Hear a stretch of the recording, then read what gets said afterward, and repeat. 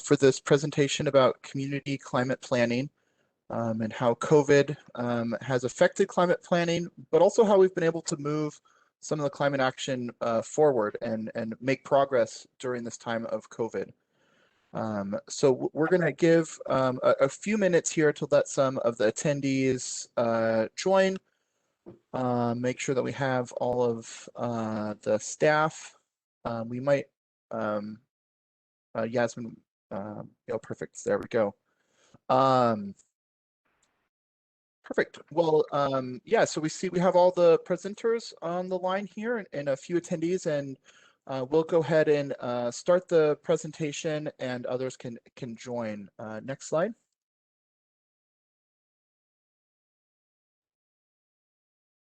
Perfect. So quick introduction, or just a quick review of the agenda. We'll be doing a brief introduction by from the San Diego Regional Climate Collaborative, who's one of the co-hosts of this webinar with the City of Chula Vista. Then we'll jump into our presentations, and I think there's a lot of really great presentations today, and I know I'm definitely really excited. If you have any questions, we definitely want to propose or have lots of questions. You can put them in the question and answer page at the or on the through the WebEx question and answers. And there's also a Google document. I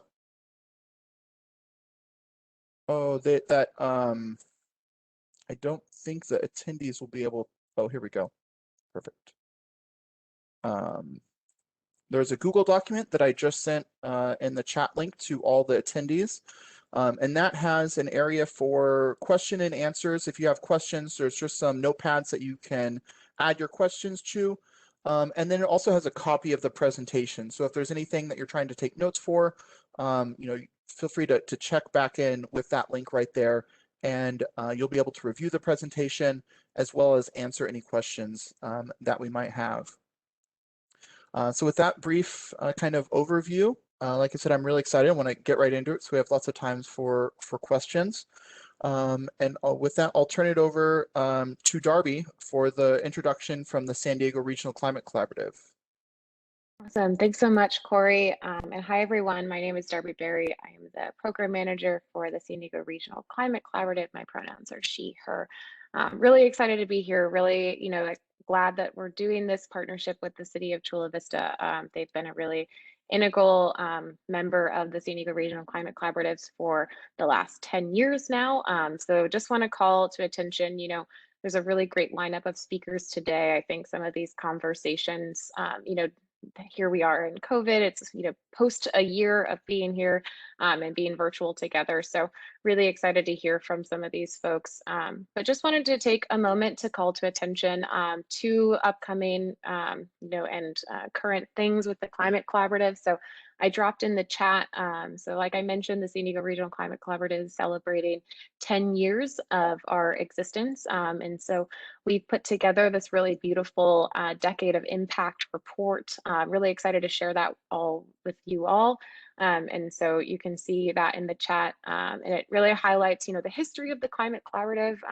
We've kind of bopped around, from where we've been located, but that network and synergies of working together has always remained. So really great to see some of the history there, as well as for those of you who are not familiar with our programming, really would love for you to check out some of those accomplishments and also where we're going. It's a really great opportunity to, think forward in this moment.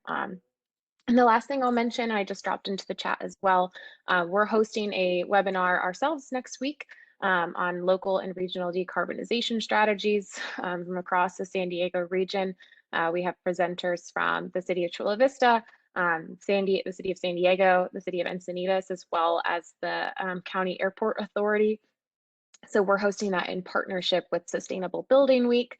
And if you can't attend our event because you have a conflict, there is also events every single day next week for Sustainable Building Week. So I encourage you to look at their opportunities and speaker lineups. And if you have any trouble registering, please feel free to reach out to me. I'll drop my email in the chat too. But Thanks so much for being here. And Corey, I think I'll pass it back to you to introduce our awesome speakers. So thanks.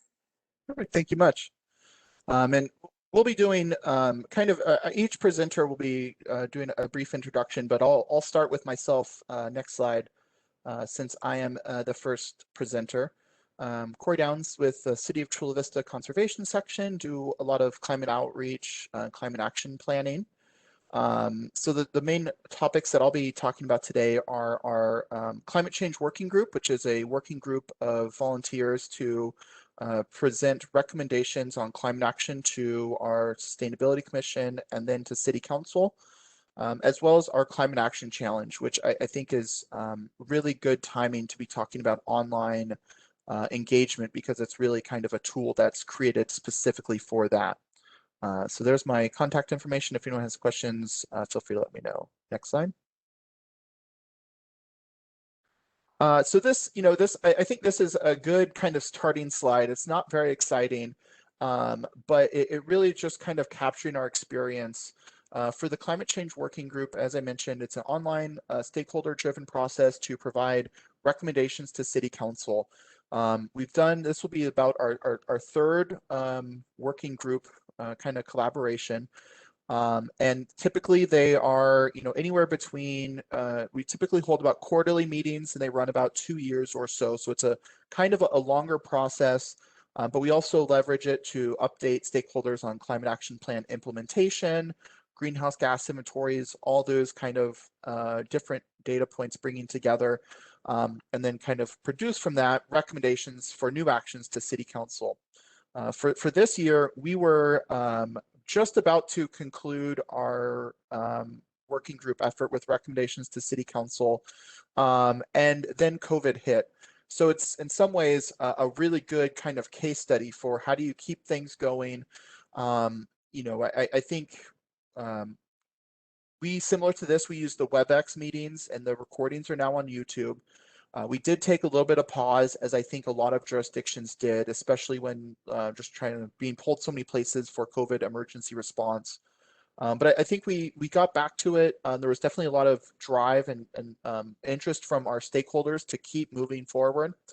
And so we did use the WebEx meetings. This group had 16. It's a Brown Act, Noticed Act group.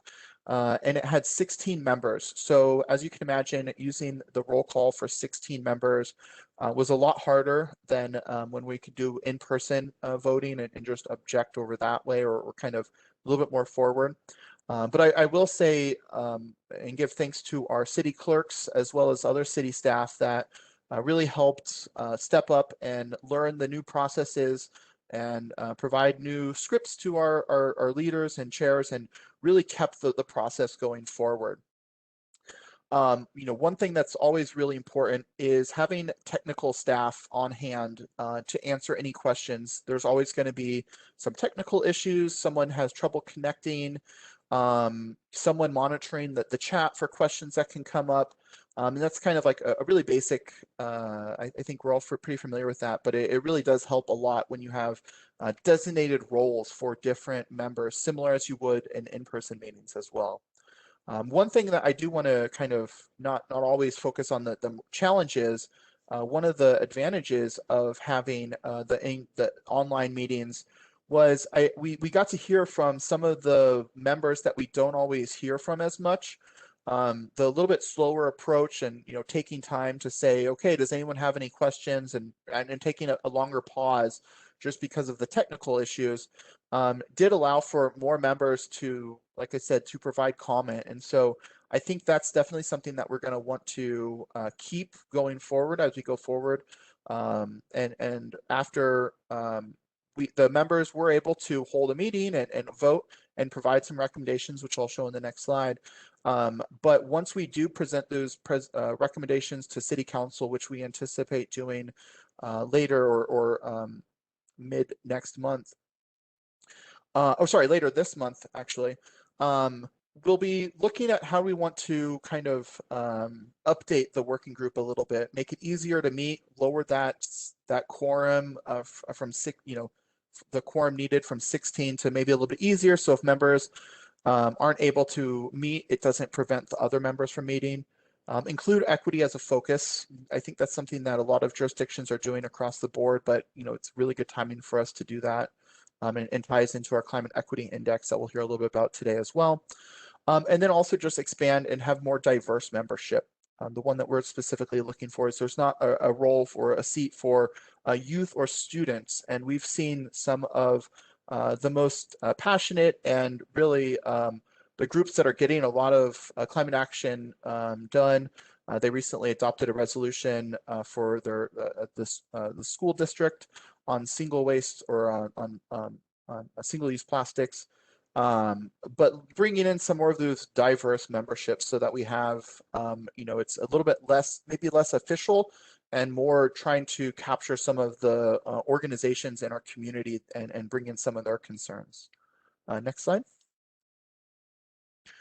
So these are the recommendations that were adopted. I won't go into all of them, but they're, like I said, they are on the presentation, and I'll put a little a link to it again here. It's a Google Doc. If there's any questions, or if you have questions on any of these, feel free to put them in the top slide there. But there's basically what I would call it in two buckets, which are measures and recommendations to keep doing what we're already doing, but improve it, like the zero waste single-use plastic ban, or reviewing our solar permitting. These are efforts that we've been working on, but really just kind of a reminder that we as staff, the community wants to see us continue those efforts and improve upon them. And then there's some recommendations that are newer for the city and not included in our previous climate action plan, such as decarbonization of new construction and clean transportation. The climate equity index will be a new addition, as well as a carbon neutrality goal. All of those, I think, are kind of really strong new elements that the community wanted to see in our climate action plan. And I think if you look at some of the other leading climate action plans, it makes a lot of sense. Specifically with the building decarbonization, I know a lot of jurisdictions are looking at that right now. So these will be, like I said, we'll be taking these to City Council later this month, and then working to include them in the climate action plan. But once they're approved by City Council, we'll be looking to implement them where we can, as well as we prepare the climate action plan. Next slide. And then another program that started before COVID, but I think really fits into COVID, outreach during COVID, is the Chula Vista Climate Action Plan, or Challenge, sorry, Chula Vista Climate Action Challenge.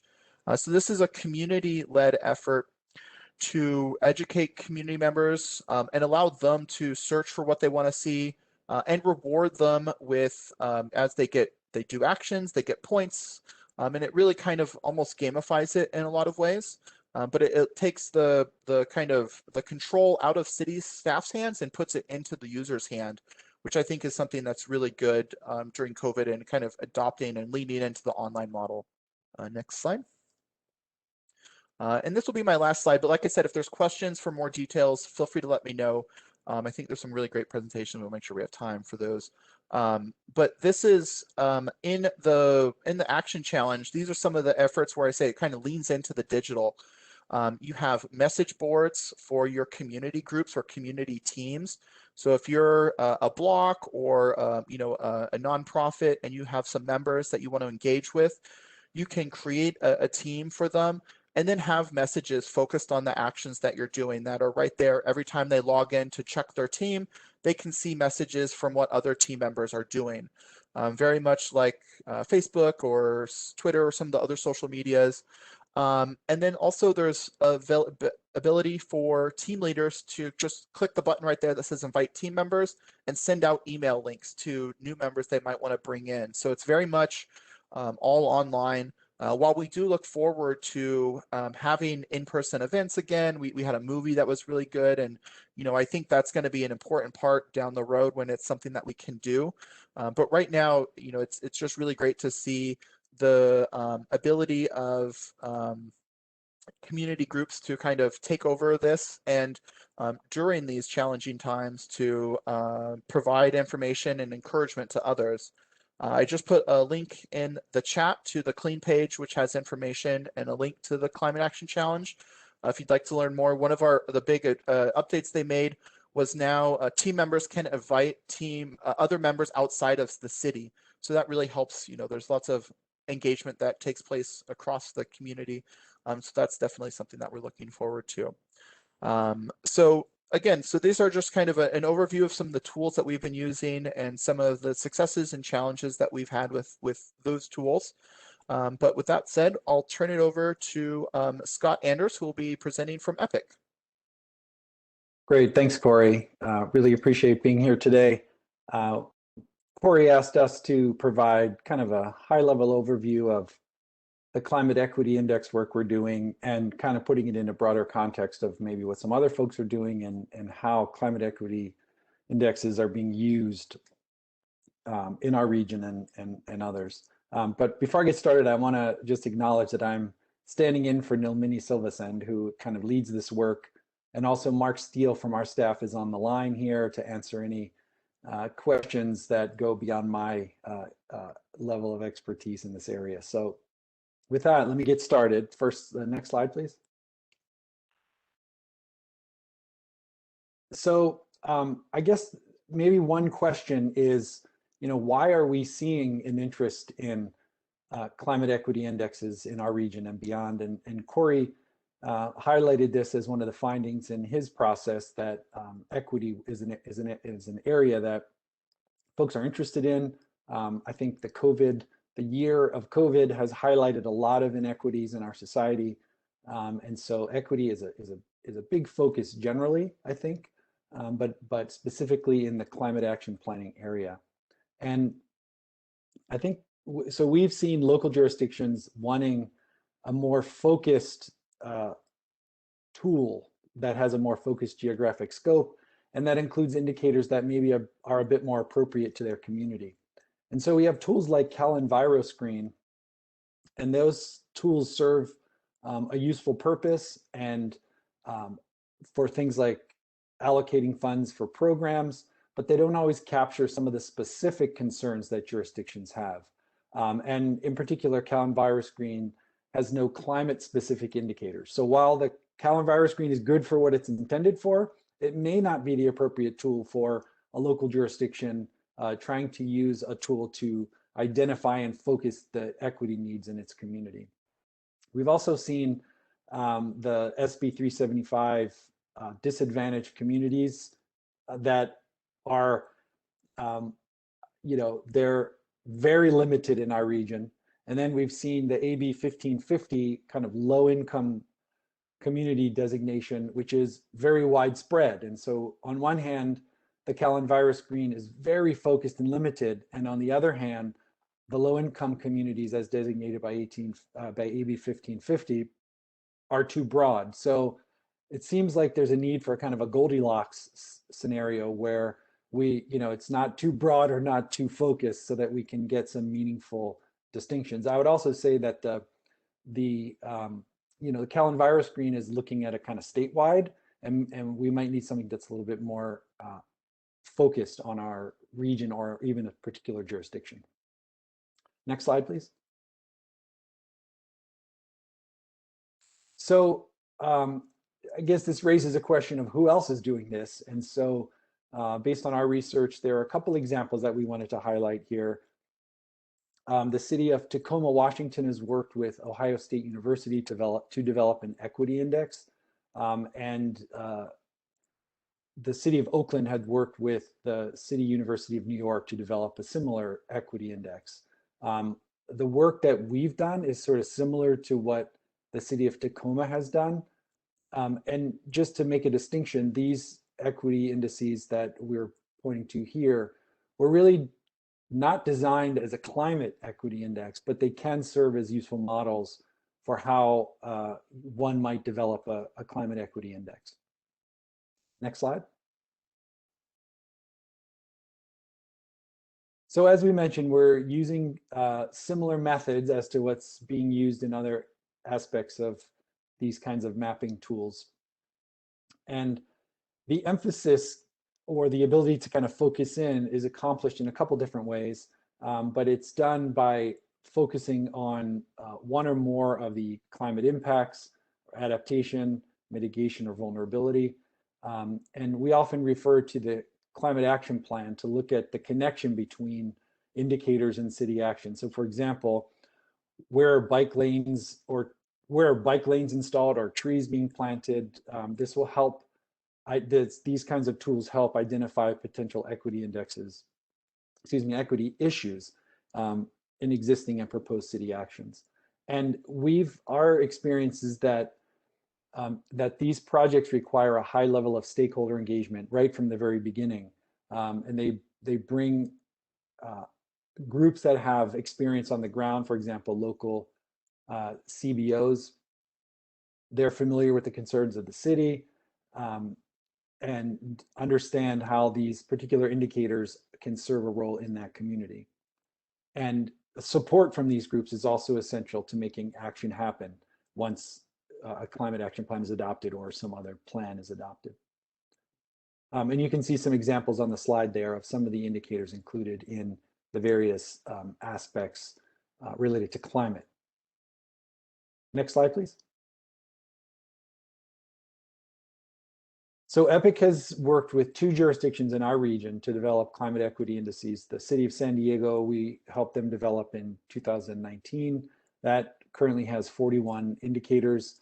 And the second city is the city of Chula Vista, and most recently in 2020. And that has 39 indicators. And both cities developed these indices. Both cities developed stakeholder groups to facilitate the discussion. And that's been a really important piece, as I mentioned in the previous slide, both for developing the index, also for community buy-in of the index, but then also to when you're using the index as a kind of an implementation tool. The stakeholder input is really important. Next slide, please. So this is our final slide. So Ashley will be touching in the next presentation on how the city of San Diego is using the Climate Equity Index, how the city is doing it. But just broadly speaking, ways that climate equity indices can be used is to prioritize the allocation of resources in a community. If you have a certain pot of money or a certain number of trees to plant, this can help you to kind of target those resources in areas that not only achieve a climate action goal, but also can advance some of the city's equity goals as well. These indices have also been used to conduct public engagement in priority communities. And at the indicator level, these indices can help implement and align policies to address specific inequities and to monitor and track changes over time. I have communicated this in a way for the use of a climate equity index. These kind of indicators can be helpful to kind of diagnose an issue, for example. So, where are trees planted? Is there an issue about where trees are planted? And then to carry on the analogy, to kind of determine what the treatment is, so to speak. So, okay, if we're recognizing that there are gaps in the tree cover in particular communities, particularly communities of concern, what are we going to do to increase the planting of trees in those communities? And then to kind of monitor the treatment. So how is it going? Are we achieving our goals? So these indicators as part of this climate equity index can be really helpful to identify challenges and problems, to identify the solutions to those problems, and then to monitor the activity to determine whether or not your activity is solving the problem. So these are just some kind of high-level ways that we've seen and expect to see these tools being used in our region and beyond. So I think that's my last slide, and appreciate it and look forward to your questions. Thank you. And I guess I pass it on to I'll pass it on to Ashley from the city. Thank you, Scott. Hey everybody, good afternoon, or sort of good late morning, I suppose. My name is Ashley Rosia Tremonti. I'm a program manager with the city of San Diego. I work on our city sustainability department, and I focus primarily on the implementation of our existing climate action plan. And I'm here today to talk a little bit more about the update we're currently pursuing to our CAP. Next slide. So just to kind of get everybody familiar with San Diego's climate action plan, we adopted our CAP in December 2015. At the time, we had a bipartisan council. We had unanimous support for this adoption. It is a qualified, or often referred to as a legally binding document. That means our climate action plan serves as mitigation for our city's general plan from a climate perspective.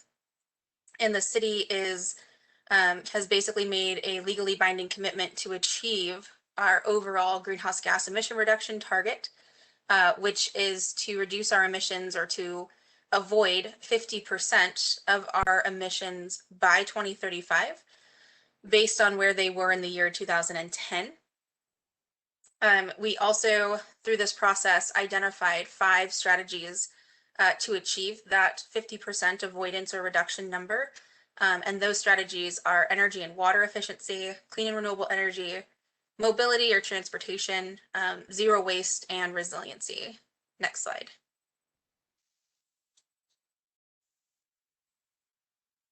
We also each year publish an annual report so that we're able to share with our community members and interested stakeholders and elected officials progress on climate action plan implementation, as well as any sort of shifts to data or methodologies that change almost on an annual basis. We can disclose those in a very public sort of fashion as we're providing sort of the latest, best available information to all interested parties. If anyone here is interested in seeing our annual report for this year, we went fully digital due to COVID. There really wasn't sort of this large desire for printed materials. So our website of our annual report is here at the bottom of the slide, sandiego.gov/2020 CAP. And it looks like Corey dropped that in the chat as well. Thank you, Corey. Next slide. Taking a look at where our current greenhouse gas emissions are per our latest annual report, we're about 25% below the emissions we reported as part of our 2010 baseline, so the year that we set our climate action plan goal against. This represents both the reduction, greenhouse gas emission reduction activities that occur, or non-activities, from the energy, transportation, solid waste, and water sectors, as well as better availability of more accurate data, particularly in the transportation space. So the purpose of this reporting really is sort of twofold, to better understand sort of the state of our greenhouse gas totals, and also understanding the state of the science as it relates to reporting and inventorying. Next slide. We also, our climate action plan and our sort of principles around sustainability really look at sort of the 3 aspects. And I know Corey and Scott really did a great job sort of doing an overview of the climate equity space prior to my presentation, and also wanted to take a moment to also look at the jobs and technology space that we analyze as part of our annual reporting process. We do this in partnership with Clean Tech San Diego and the regional EDC. And we take a look at growth in clean technology jobs within the city of San Diego as it relates to our 5 different climate action plan strategies. So overall, we've seen these types of jobs growing at about 20.3% since 2010, with our most active job growth happening in the water and efficient buildings group. We did see in this last year a slight decrease in solar jobs, but it wasn't substantial enough to really affect the percentages. But typically we're not seeing too much decline in this sector every year. Next slide.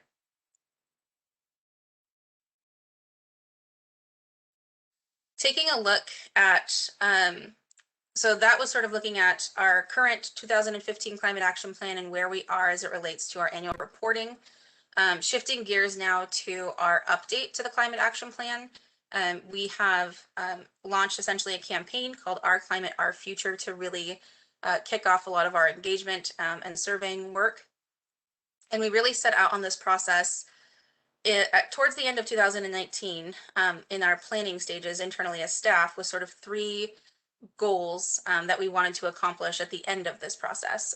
The first being setting a more ambitious greenhouse gas reduction goal over a longer time horizon. And that was established as we were seeing sort of more ambitious goals being set across the country and across the world, and a lot of organization and higher governmental support for the establishment of a more ambitious goal. We also wanted to not only center the climate action plan itself, but the entire process around the concept of climate equity. And then we wanted to dive deeper into the quantification and connection to those additional benefits of climate action, often referred to as co-benefits. And those are those non-greenhouse gas emission reduction qualities of an action. So air quality improvements, technological advancements, cost savings, job opportunity and growth could be a part of this as well, though we try to really ingrain that in the concept of sustainability. Next slide. So taking a moment to think about how to set a new target. This is something that the city has yet to officially establish as part of this update to the climate action plan. We have established that we want to achieve a more ambitious target, but where to land is a major question of any CAP development. This graph shows you on the left side 4 black dots, and those are the inventories that have been completed so far per our annual reporting process. The dotted line that follows those from left to right is the sort of new forecast for our emission reduction potential. And the 3 green dots you see on this chart are the targets that were set in the 2015 CAP. So as new actions have been identified sort of at the state level and data has become more precise, you're seeing a slight decrease in the forecast of emissions that we had established back in 2015. Where you see that kind of flat line at around 6 million metric tons, that's just due to there being no additional actions that have been identified beyond that time period. In order to set a more ambitious target, we need to start moving that line more pointed downward, more to where you see that green dotted arrow. Or if you look at the bottom of this graph, that's carbon neutrality or net zero or zero emissions. Really getting to zero in some fashion. The state has issued a executive order under Governor Brown to achieve a zero carbon economy by the year 2045, which is a fairly ambitious goal. And between where we sort of see that dotted line, sort of flat line there, and the bottom of this chart, we refer to that as our gap. And so our gap is where we would, through a new CAP update process to keep it qualified and legally binding, need to identify actions that could close that gap, see that forecasted amount go all the way to the bottom of this graph, and it can include actions from state and regional players as well. Next slide.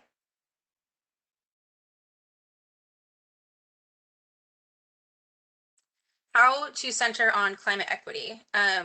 So in San Diego, we've been convening an equity stakeholder working group since the end of 2019, or actually I'll say the summer of 2019. The primary goal around this group was to provide information to the group and receive consensus from them on the development of the Climate Equity Index. That is still a task or a space that we utilize for that process, but we also incorporate other informational updates from other departments, as well as updates on the climate action plan as well, to provide to that group.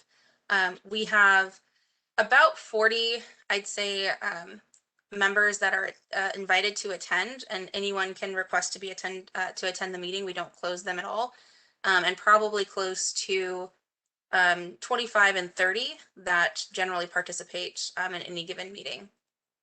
With this equity stakeholder working group, we started a process of workshopping the concept of climate equity and what it would mean for San Diego and how to define it for San Diego. So I'll take a moment to sort of read through the definition that the equity stakeholder working group helps staff get to. So for San Diego, climate equity is addressing historical inequities suffered by people of color, allowing everyone to fairly share the same benefits and burdens from climate solutions and attain full and equal access to opportunities regardless of one's background and identity. And this map over here, since we do talk a lot about sort of geographical mapping as it relates to equity, particularly with the CEI being sort of front and center and under development in Chula Vista, this is a map of redlined areas historically in San Diego. And there's a lot of overlap with these spaces to this day of our communities that have the least access to opportunity that we identified through the CEI process. Next slide.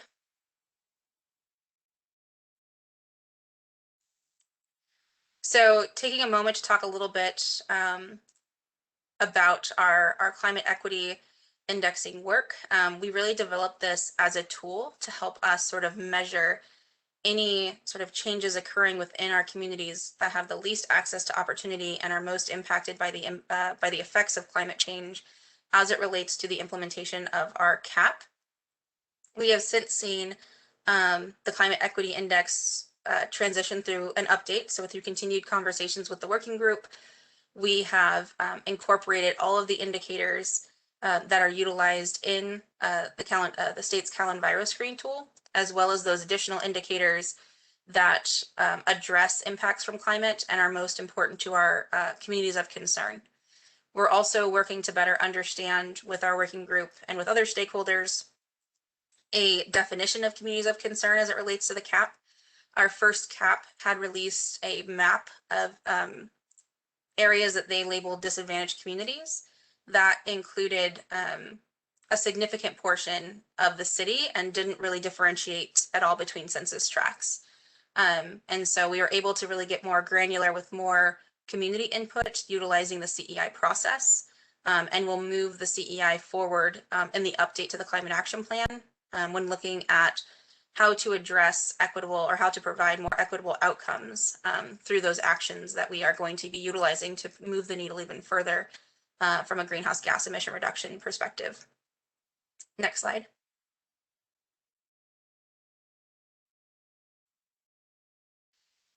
Also taking a moment to talk a little bit about the co-benefits of implementing a climate action plan. So one of the consistent feedback that we get from our residents and our stakeholders is that there is a lot of concern around the effects climate change is going to have on their community, but there's also a lot of active concerns regarding current health conditions and access to active and healthy lifestyles or safety considerations. And so wanting to tie more closely to our climate action work, those co-benefits, as we continue down this sort of path of trying to achieve more ambitious goals, the actions you can take become much more difficult to implement. They become much more expensive. They may be much more controversial. And so better understanding the full scope those impacts will, or those actions will have as it relates to significant, or as it relates to co-benefits becomes extraordinarily important the longer that we're in this implementation phase.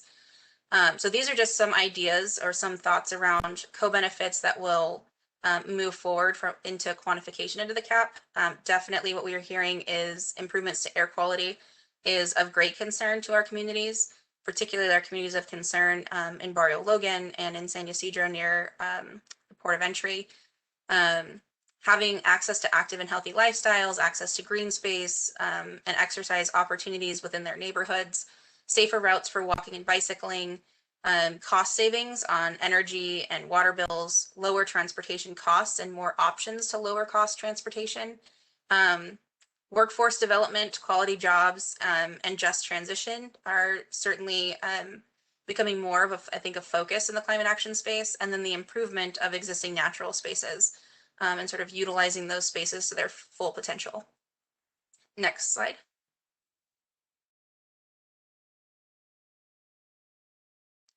So to kind of give you all just some perspective and timeline on where we are with our climate action plan update, we are in essentially a scoping phase, if you will. We've done a substantial amount of community engagement to better understand what the next iteration of the climate action plan should look like and how it will best serve San Diego. And so we're taking in all of that information in order to create a document that we can release as draft, hopefully as soon as this summer, where we sort of head into the sharing phase, getting more sort of detailed feedback on specific actions and content within the document, and then moving into action and having our city council and mayor adopt a new climate action plan by the end of this year, early into 2022. Next slide.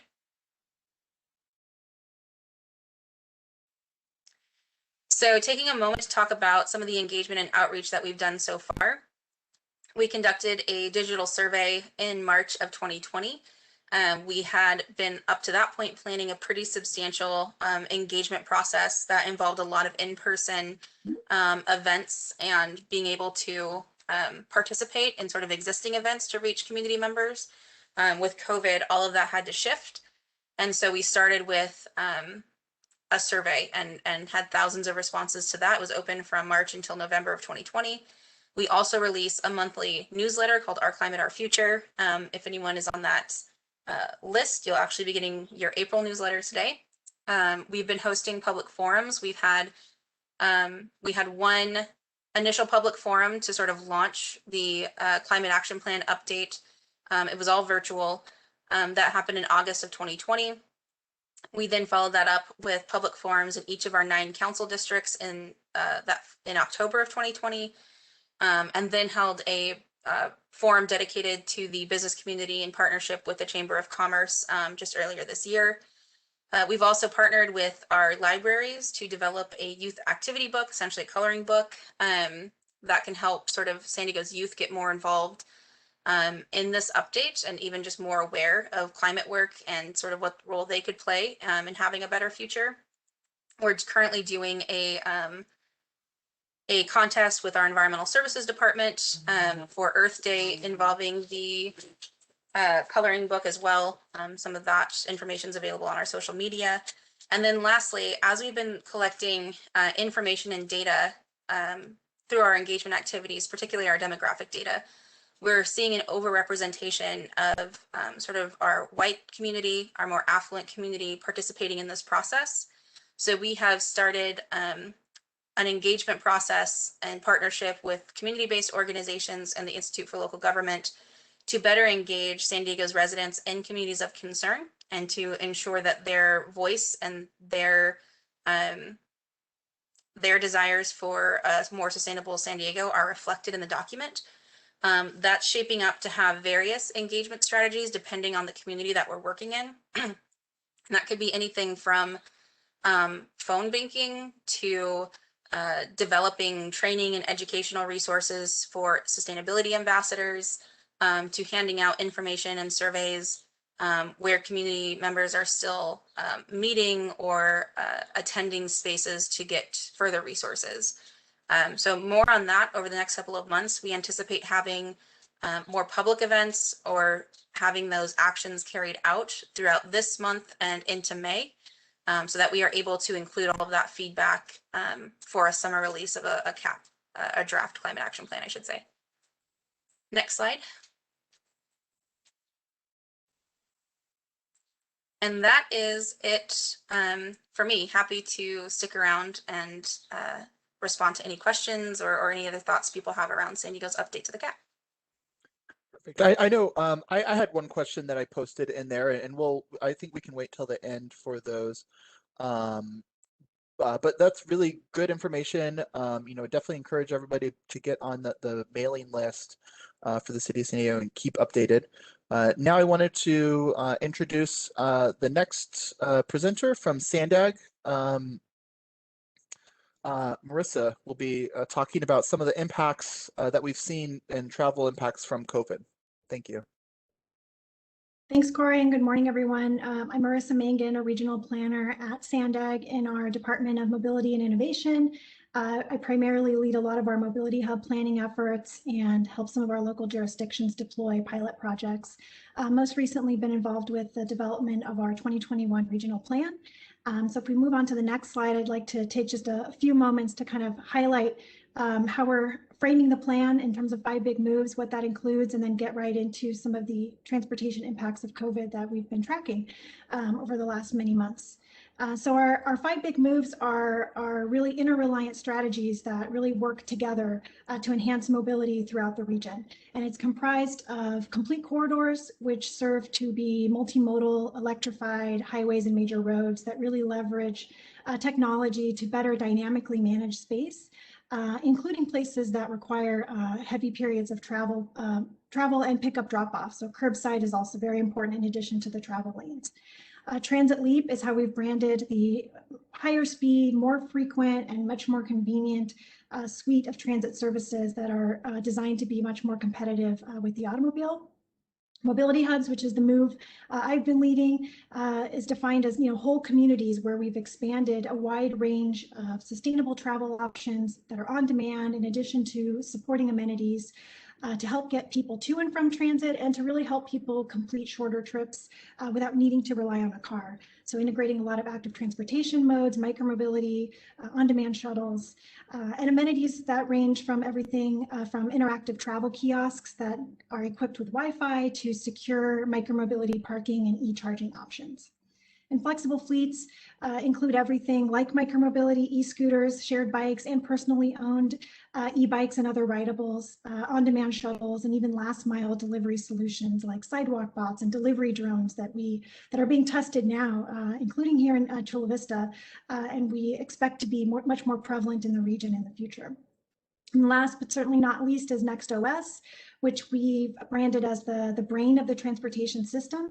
It's the way in which we digitally manage the entire transportation system while offering a means for people to plan, book, and pay for a wide variety of services, in addition to providing transit agencies and cities with valuable and necessary data to better align infrastructure and mobility services with actual travel demand and behavior, while of course informing regional planning decisions in the years to come.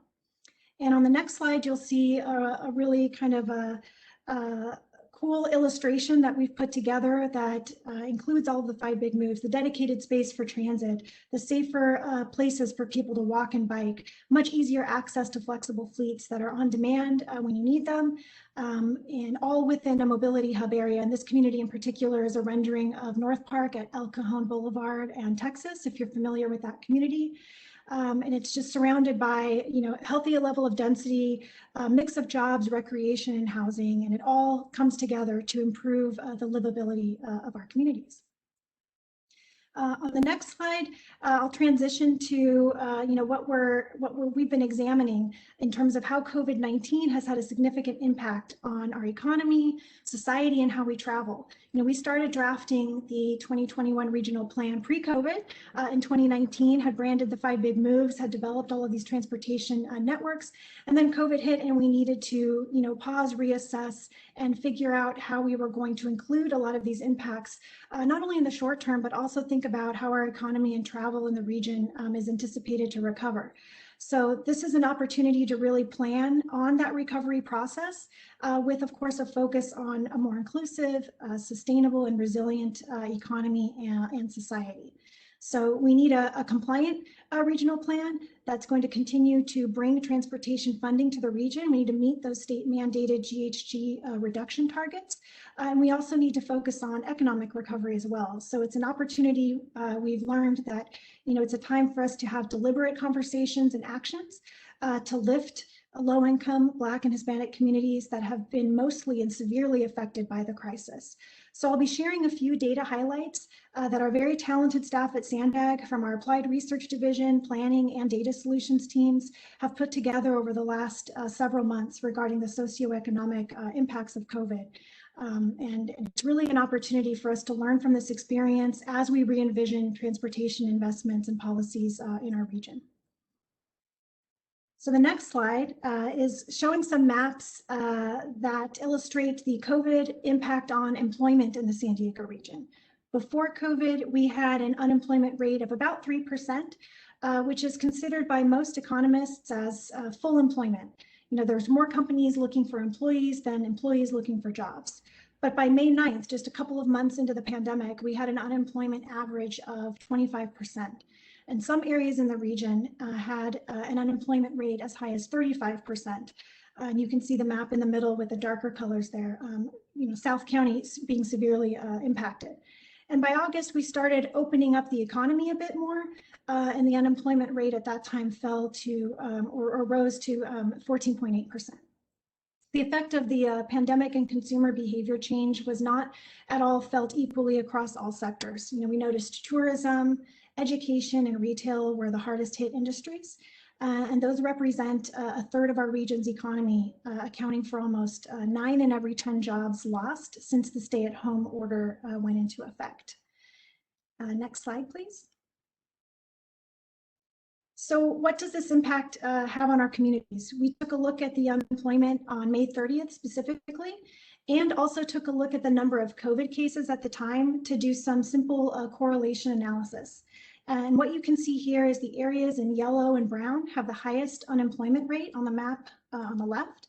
And the darker purple area shows the communities on the right that were hardest hit by the pandemic. And when you combine these two together, if you click one more time, Corey and staff, you'll see the coverage that shows the areas hardest hit by both COVID and unemployment. And this has also had a severe impact on our minorities in both of these areas. Next slide.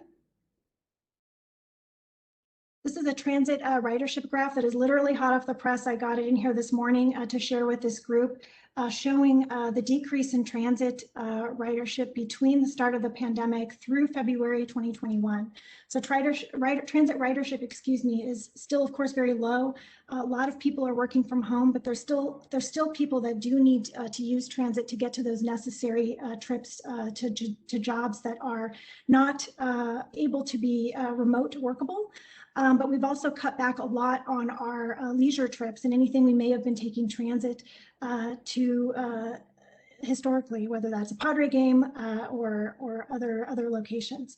So coaster having the highest drop in ridership, but of course that's not really a surprise given the commuter aspect of that service, really running in the peaks in the morning and the afternoon, and many of those jobs at this point are very much more remote work friendly. But there's been kind of a consistent drop across the many months. And in the next slide, I'll share some data that we've been collecting via surveys regarding transit riders and how willing they may be to use transit in the future. So on the next slide, we talked about how there's minorities that are very much most impacted by COVID, and essential workers are more likely to depend on public transit as their primary mode. As much as 20% of those taking public transit don't have access to a personal vehicle, and they also experience longer commute times that are double the travel time of those driving to work. So even pre-COVID, there was already that disconnect or that inequity there with people needing to commute to work. Low-income and minority commuters who rely on transit already spend a lot more time commuting and are at higher risk of being impacted by any transit service reductions. So it's one reason especially why we wanted to make sure that our Transit Leap network of services in the regional plan really help prioritize the movement and flow of people using transit to be a lot more competitive with driving on our highways. On the next slide is a helpful summary of a regional travel survey that SANDAG conducted to understand how people were traveling during the public health crisis, in addition to getting some information about their expectations for the future. So we had distributed the survey to nearly 17,000 households that had participated previously in a 2017 regional transportation study. So between June and July, we got a 23% response rate of about almost 3,800 surveys completed. But the good news is that the survey results suggested that transit ridership has a chance to recover here locally. 42% of respondents reported that they had used transit before and will continue using transit. And significant predictors of pre-COVID public transit use included race. It's important to note. 36% didn't use transit before COVID and do not have plans to use transit after. So that was clearly stated. But an interesting finding was that we didn't necessarily expect that up to 18% of individuals that didn't use transit before COVID would consider or definitely used public transit afterwards. So that was very encouraging. And a low level, about 4% of riders before COVID said they would not be using transit in the future. So all in all, it helps to suggest that the fear of public transit may not be as profound as we expected. We're taking all of this into consideration as we share and publish our latest regional plan, while still continuing to invest in really competitive higher speed transit services for the next few decades. Next slide, please. I wanted to take just a moment to mention that pedestrian safety is of the utmost importance during this time. I mean, we've seen a lot of national numbers about the pedestrian fatality rate jumping very high in the early parts of the pandemic. There's a lot more people out there kind of walking and biking, as we've seen, but while traffic volumes have been low, drivers are going higher speeds and on occasion being less careful driving around the road. And we've been tracking some highway hotspots throughout the region where we saw, an initial significant dip in traffic volumes, but the freeway activity has gone up again. So even though people may not be commuting to work, they are using the roads again. There's been a long recent history here of distracted driving, and that hasn't gone away. And the pedestrian safety is at the forefront of our minds as we're thinking about how to plan for complete streets, especially within mobility hubs where people need to walk and bike safely to and from transit. Next slide, please. The regional travel survey that I had mentioned had also asked about vehicular travel and telework. So we asked people who owned a car if the amount that they were driving had changed during the public health crisis. And 89% had reported driving less, but most don't expect this trend to continue, and they do anticipate driving more over the next few months. So although many residents were driving their own car less, though, they were using a lot more of the online shopping services and home delivery services more. And those do contribute, of course, to generating trips on our roadways and vehicle miles traveled that's associated with those deliveries. The most common reasons we learned through the survey for driving less was not traveling to recreational activities as much or seeing family and friends as we were all quarantining and social distancing. Less than half of the respondents reported that they were driving less because they were teleworking, and half of those who were teleworking said they expected to continue teleworking at some level in the future. Next slide, please. That survey was done early on in the pandemic, and we've carried out already another more recent telework survey that was conducted in early 2021, where we interviewed nearly 600 businesses in the region across a range of industries. The intent of the survey was to understand the level of telework at those companies occurring before, during, and currently in the health crisis, and plans for telework in the future. And interestingly enough, less than half of the employers we spoke with still had employees teleworking at least one day of the week. When asked if they would continue with telework into the future, 40% said yes and 60% responded no. So of course, because we included a wide range of industries, some of those employers contained or included employees that were essential businesses, essential workers that still needed to work on site and did not have the luxury of being able to telework. And so we needed, those employees of course still need sustainable, convenient ways to get to work. Next slide, please. The most consistent survey results in our region, or the most recent, survey results in our region are consistent with what we know about who normally teleworks. Census data tells us that 80% of the teleworks in our region are white, and over 30% of teleworkers earn more than $75,000 per year.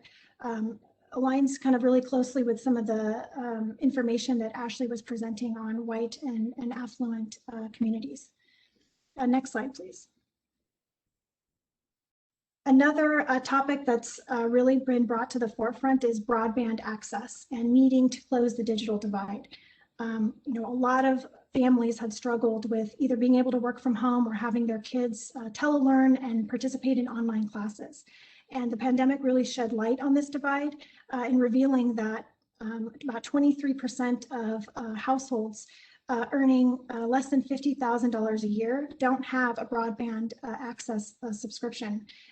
It's more exacerbated in our rural areas where there's just really a lack of reliable service for people to do what they need to do online. And between 20 and 40% of students in many of our local school districts were also lacking home internet access. So that was a huge disadvantage, and closing the digital divide is going to be a crucial step of transportation planning to ensure everyone can benefit from the improvements to transportation technology, and especially app-enabled services, where we need everyone to feel connected and be able to get from one place to another when they need to. And it's no question about it, it needs to be a human right kind of locally in our region to move freely. And the last couple of slides I have are just really honing in on the amount of biking and walking and how that was on the rise during the pandemic. Just like with our freeway hotspots, we were tracking some key points in our regional bikeway corridors, showing that there was a 42% increase on average in those corridors in 2019 versus 2020. More people were getting outside and using the facilities, which was great. And it was just a great reminder about how we need to enhance and boost the safety of those facilities as well. Next slide, please. And a small but mighty pilot program that we launched at the start of the pandemic during the canceled bike month in May of 2020 was Shared Streets. It's something I was personally involved in, and we got to kind of pivot quickly and provide some mini grant funding to 11 jurisdictions last May to provide some temporary spaces for wider walkways, bikeways, expanded dining. And we've done a Shared Streets 2.0 this year as well. And this year we've partnered with UC San Diego to do some health impact assessment to go along with it. And the last slide just provides some key hyperlinks that I can put into the chat box as well, where you can find a lot more information about all of these data collection efforts and survey efforts as well. And I appreciate you having me. I know we're at time at noon, and sorry I went a little over, but thank you. Perfect. Thank you very much. I know that's really great information, and I'll definitely be going back to some of those slides and kind of thinking about it more. And just a reminder, the slides will be on the Google link that I shared, and that will be they'll be on there for at least until a few weeks. So if you do have want to review anything again, feel free to let us know. And we didn't get a lot of questions on there, but if there's any that you have after after all this is done, like I said, the opportunity will be up there as well. So feel free to answer questions, and we'll check it, send it out to the relevant organization, and get a response to you. Well, thank you everybody for taking some time. Like I said, I know there was a lot of really great information that I liked learning there. Hopefully you got some great information as well. If you do have any questions, feel free to let us know. There's some great links in the chat feature there to learn more information. But we'll end it here. And like I said, feel free to reach out to any of the speakers and let us know if you have any questions.